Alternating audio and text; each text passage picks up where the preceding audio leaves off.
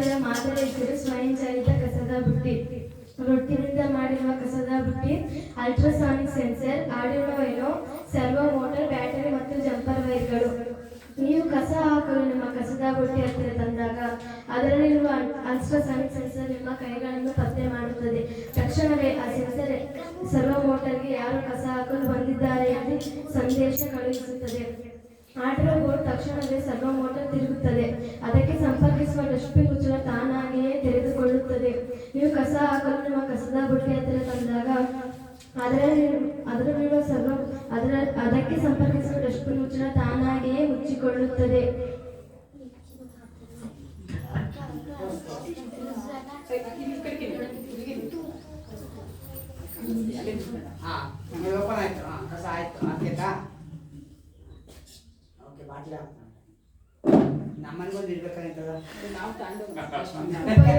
ನೈರ್ಮಲ್ಯ. ನೀವು ಕಸದ ಬುಟ್ಟಿಯನ್ನು ಮುಟ್ಟುವ ಅಗತ್ಯವಿಲ್ಲ. ನಿಮ್ಮ ಕೈಗಳಿಗೆ ಬ್ಯಾಕ್ಟೀರಿಯಾ, ವೈರಸ್ ಅಥವಾ